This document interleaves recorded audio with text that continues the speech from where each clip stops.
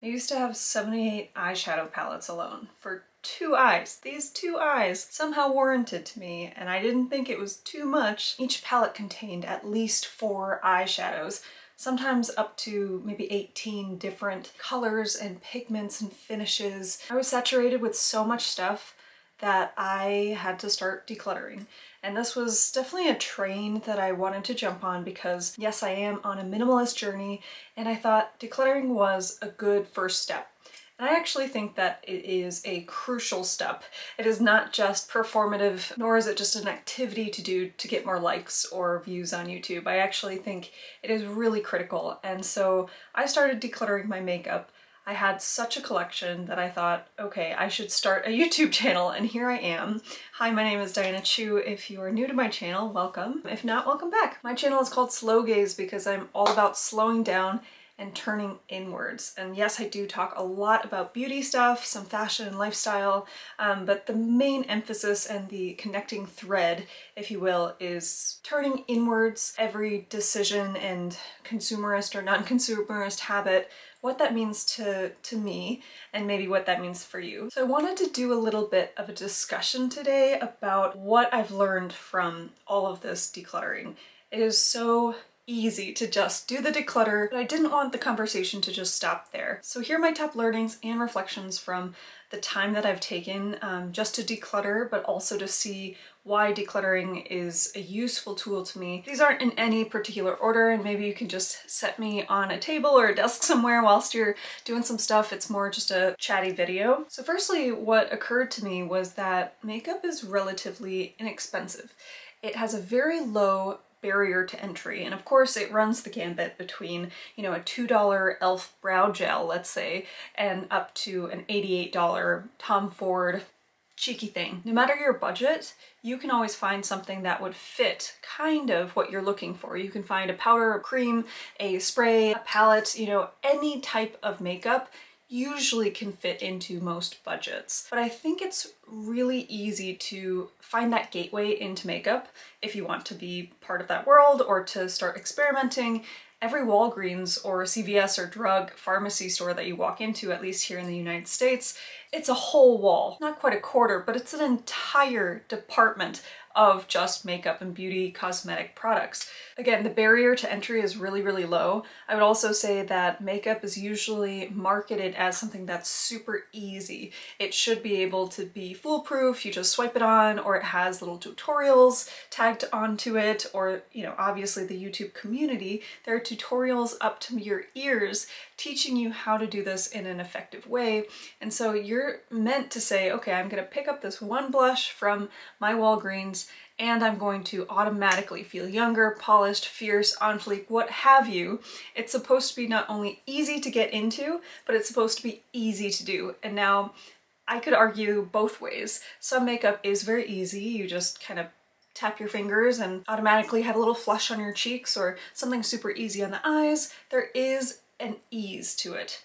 And yet there's also a craft, and you can be a makeup artist. You can really hone that craft and change and transform how someone looks. So what I'm trying to say is that there's a low barrier to entry, and there's this kind of quiet understanding that you should be good at this because it's supposed to be easy, when we all know actually there's too much to choose from, and it's really hard to see what is not just easy but works for you. It's really hard to discern that. Now you might be asking, what does this have to do with decluttering? Well, I wanted to not only unpack what getting rid of my makeup meant to me and why I was doing it, even though it was painful and really difficult to do, but I also wanted to understand my relationship with makeup and maybe why I was so apt to collect so much of it without any end in sight. But now that I'm on the flip side and I'm trying to reverse that behavior and really take a look at what I'm doing, I wanted to understand why it was so easy to get to that place. So some of these thoughts are going to be tangential, so please bear with me, but I swear I have a point for each one. So my next point, during the Minimalists podcast, I think they just had a successful podcast. I will link it down below. They had a viewer comment asking or commenting about the difference between reverence and ownership. So I totally agree with this on a base level, that whenever you go to a beach or a forest or somewhere that's like a nature preserve, you don't feel the need to collect and consume every single beautiful shell on the beach or every single leaf or beautiful flower that you see and encounter in this nature public space, right? That's the type of reverence that we can feel for something beautiful. We can appreciate it from afar without stepping in and feeling ownership over it. Flip over to consumerism. It's really easy to overdo because I admire something and then I feel like I need to own it. And I think the minimalists, of course, they're two gentlemen doing their thing, but they don't address that makeup is actually one of those things that's very hard to just revere from afar, to see from, you know, a distance in an art gallery or something. You're not going to go to a Sephora necessarily and just look around and say, yes, that's really nice. I'm not going to swatch any of them. They're very pretty. I would like to get to that point, but the whole idea of makeup is actually to take it home. It's supposed to be part of you, and it's supposed to actually become part of your visage, how people interact with you, how people perceive you, and it's one step above clothing or shoes or other accessories. It's literally on your skin, skin to skin. It's supposed to melt into your skin. Even skincare is supposed to be absorbed. And so this idea that I want to just distance myself from makeup, I'm really struggling with that idea. So I also wanted to point out that since makeup is so close to our personal perception of ourselves and how people perceive us, that it's literally our second skin, then it makes it even more difficult to separate ourselves from that makeup object. So if we see ourselves as part of that object, as represented by that object, beautiful packaging can somehow transfer its social status, its luxe qualities, its beauty onto us because of that entangled relationship that we might find ourselves having with makeup. The reverence versus ownership thing, it's very easy to say, but we're taught in this consumerist society that buying something, should be really easy, and that throwing something away, well, nobody really talks about it. Of course, the declutters on YouTube are usually about who's making what decision. They never show what happens to the stuff. Does it get recycled? Does it get passed on? Does it end up in a landfill? All that stuff. We've always focused on the hauls, what people are buying, why, and what people are owning. I do like that there are new videos and a new style of video that was popularized and I think coined by Samantha March here on YouTube, the whole will I buy it, what makeup is coming out, to be able to talk about makeup without actually buying it. So to me, that is the caveat to my whole point. I really like that that type of content has emerged. And yes, it can also be a little bit triggering, but it's nice to practice that as a buffer and as a space to say, okay, I'm gonna look at it and see if it fits into my lifestyle. And maybe that's one of the benefits of this pandemic, is that we have to do it kind of in that way already. We can't go in and swatch party our way through life. We have to literally discern from a distance. And I think that's a good practice to uphold. One of my bigger realizations is around the Diderot effect. And if you're familiar with that, it's basically the idea of lifestyle creep, where that if you buy one thing and it's of a higher value or it seems to be perceived more luxurious, you would want to match the rest of your items. Inevitably, you buy more increasingly expensive things and luxe things, and you find yourself at the tippy top of buying everything at an amazing quality, but also at a higher price tag. Well, the opposite is true with decluttering.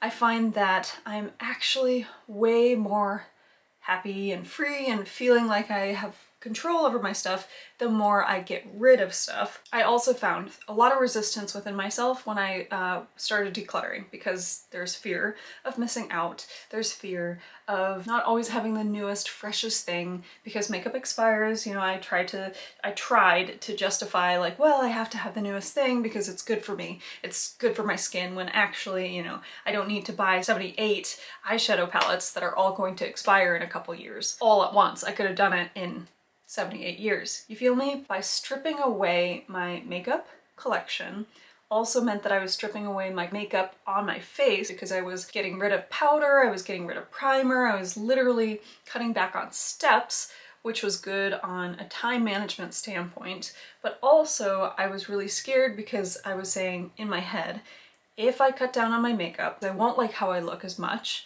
and then my skin will have to be perfect. How many of you have thought about this where, okay, I can't do a no foundation routine, or I can't do X, Y, and Z on my face because then in order to do that, and only to do that, I would have to have perfect skin. I mean, isn't that crazy? Like, I'm not calling anyone crazy. I don't use that term lightly. I just mean the underlying assumption then, your skin has to be perfect because you want others to approve of how healthy you look, or how flushed and how dewy and glossy you look and well rested. Like, it's a signal for health, it's a signal for youth, and I'm worried about having blemishes or hormonal acne just because I don't want to seem like a subpar version of myself to other people. And so actually it's not about me feeling like I have to have perfect skin, it's about feeling like I am gonna be subpar.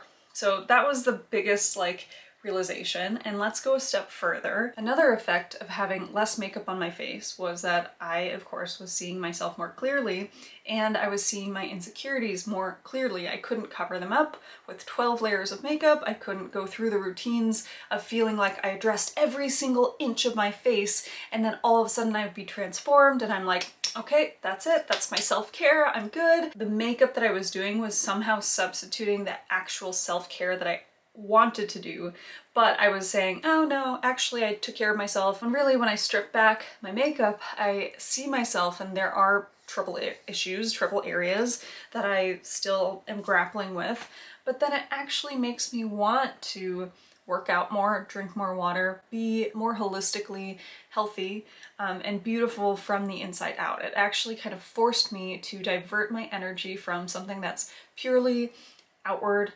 cosmetic, to something more inward and long-term. That's also the differentiation I want to bring up, was the short-term versus long-term. Makeup is super, super, super, super duper short-term. The declutters can show you exactly that.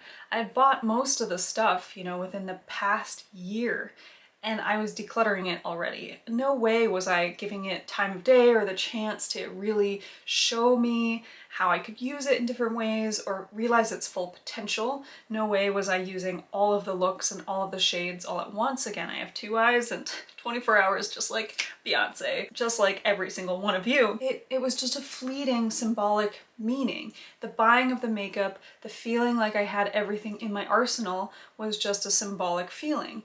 And when I take a step back from all of this fleeting ups and downs, the really undulating, almost fever pitch of consumption, anti-consumption, all of this, it's the pendulum swinging, it's just all under the short-term category. Doing this declutter over and over, and many of you in the comments on my previous declutters have actually shown, you know, that you feel the same way.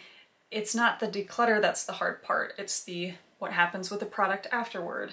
It's the constant journey that's the harder part. Like, we all may be decluttering or on this journey for years and years, and we never get to a final destination, and yet I would still rather be on the journey and see how far I've come because I gave myself that long-term lens. So effectively, I want to stop doing so much in this short-term realm, which to me is in the makeup realm, it's in the constant experimentation realm, and I want to turn my gaze towards slowing down and doing all the slow things, which to me is skincare, effective self-love, and neutralizing all of my fears around how I look, addressing my insecurities, exercise, drinking more water, holistic health. I am not working out like I should. I shouldn't say should because that's a value judgment. I'm not working out in the way that I would like to, that aligns with my goals, and all of this through decluttering. Isn't that wonderful? I do think that decluttering along a certain timeline for yourself, do it if you want, do it if you're ready, but for me, doing this already has given me so much growth. Okay, 3 more things. There was just such a funny moment when I realized that after my latest declutter, and I've linked it up above or down below, sometimes I don't always catch when I put things linkies in the skies, so apologies if that happens, but I found it really funny or interesting that people were basically shopping my declutter. Like, of course it makes sense, right? If I'm getting rid of the stuff and it's no longer of use to me, why wouldn't I want to pass it along? And I do pass a lot of my stuff along to friends and family, but only to people I know. I'm so sorry, I will not respond to your DMs or your requests to send you stuff. Please respect that. I really appreciate that you understand where I'm coming from. Of course, it makes sense that people are saying, well, you don't want it, I could have it, like there's supply and demand. But I also found that some people were watching it just because they wanted to know the like bite-sized tiny mini reviews around my entire collection. And that's basically what a declutter is to attach a value to every single item, showcase the entire range of stuff, select the cream from the crop, chaff from the wheat, and then say, okay, I'm keeping this stuff because it's the best. Why wouldn't you want to shop that? Like, that to me was so perverse, because obviously on my end, I was performing it and doing this so that you could have this value in your life to understand why I'm keeping things, and yes, maybe to understand which products are better, in my opinion. But I definitely was trying to get rid of the stuff, and I wasn't trying to say, okay, look at this, all this stuff, let's shop.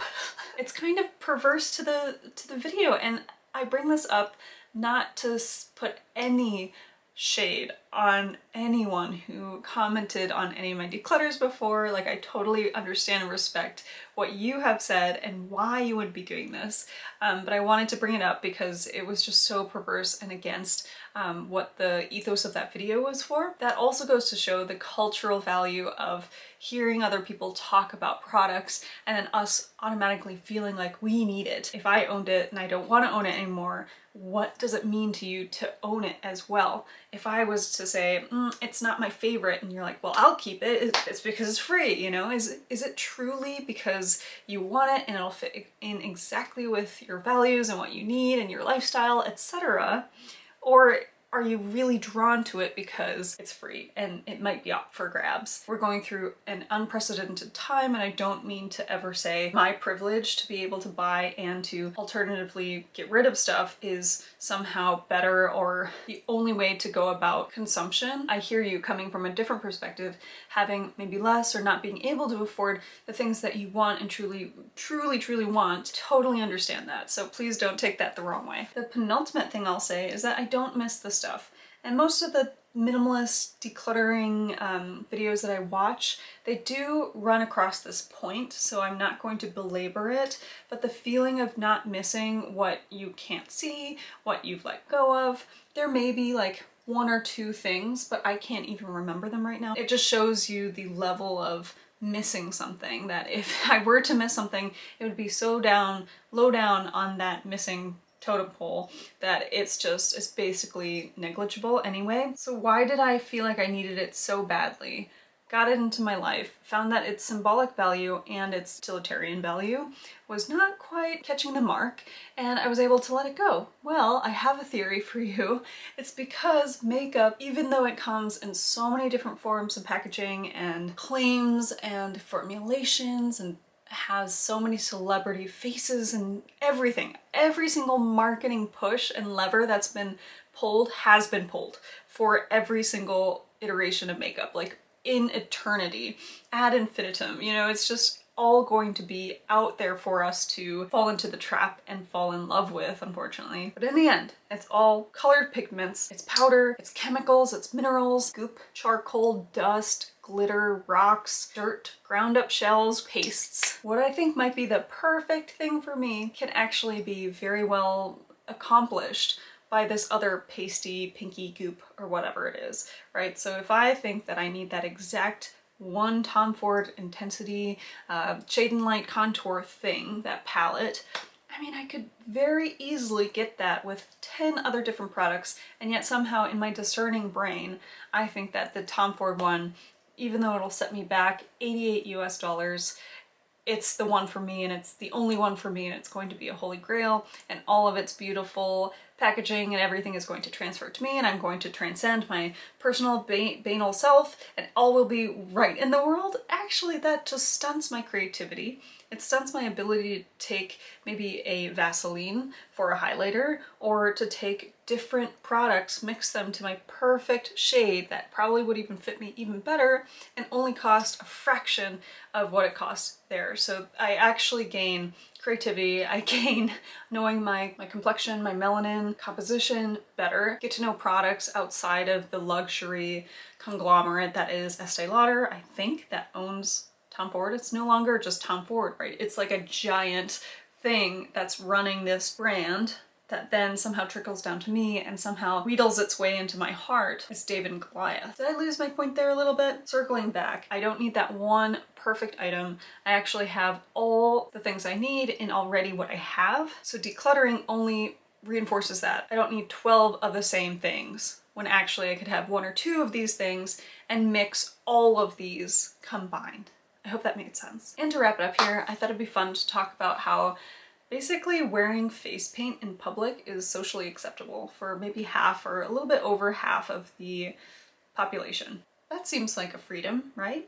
And yet ingrained ways of wearing that pigment or face paint on your face to be socially acceptable, that I have to actually wear ranges of pinks or peaches on my lips or my cheeks for it to be more socially acceptable than not. Everything is kind of in these strict parameters for every inch of my face, and to me that's not freedom. Obviously there are exceptions to the rule and more power to you if you're able to go out into the world and feel like you're expressing your true self. Just keep doing what you're doing. Wearing face paint becoming not only the norm, but something that's essential to our self-worth. So I want to break that down and say that it's not essential to my self-worth to wear makeup. I do happen to wear makeup every day, it makes me happy, but I'm also trying to learn that if I don't, and I go out into the world and I meet my boss or someone that I like or someone that I know and they see me without a stitch of makeup, I won't feel any less myself simply because I look how I was born to look. Makeup or no makeup will not hold me back.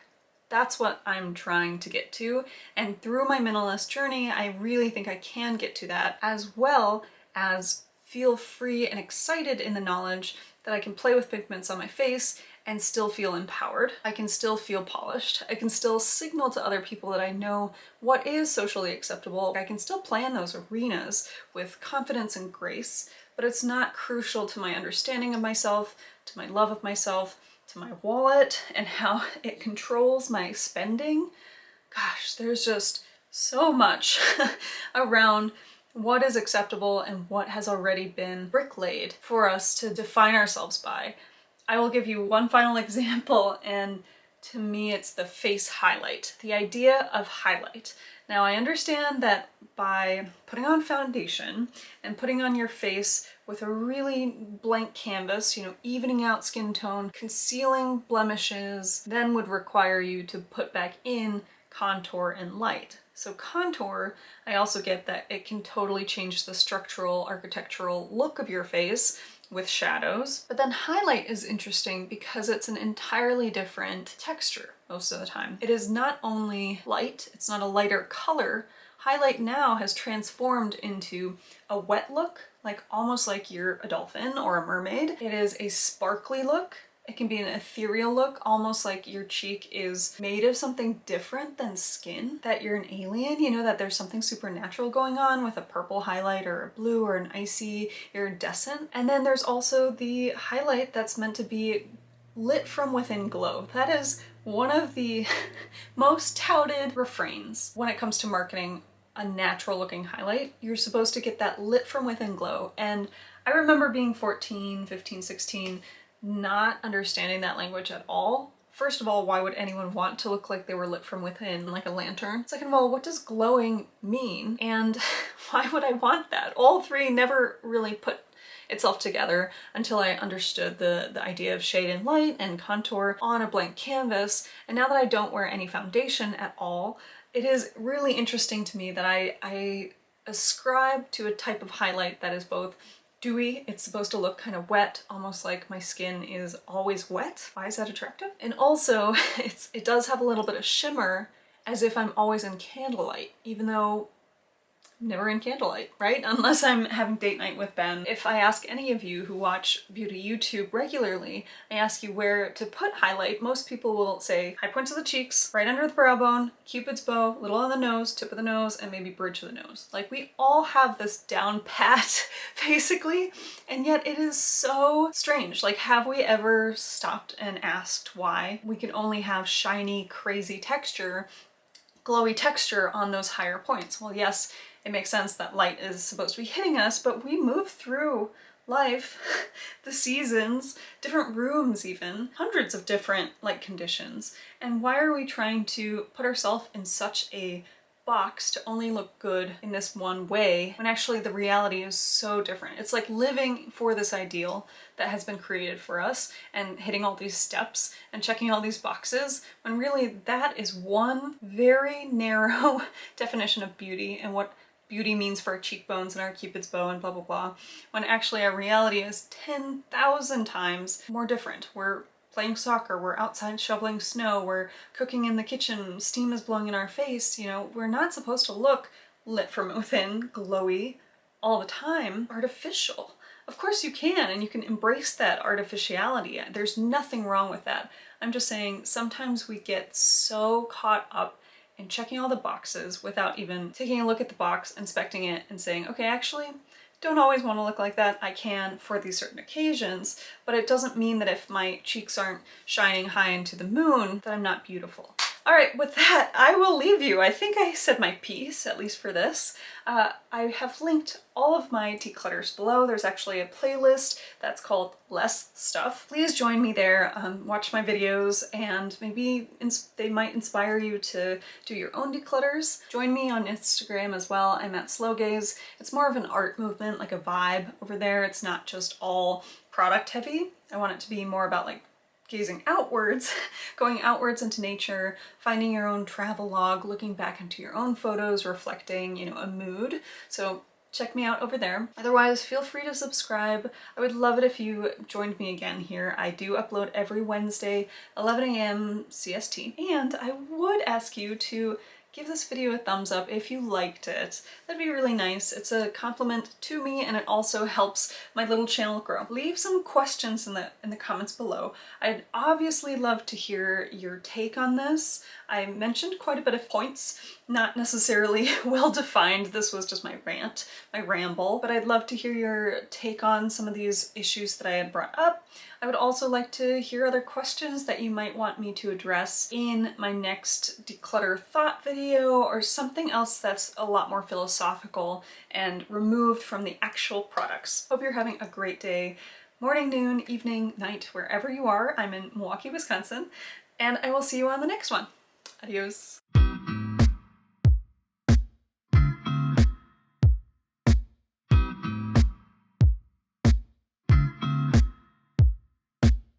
Please handle this side up.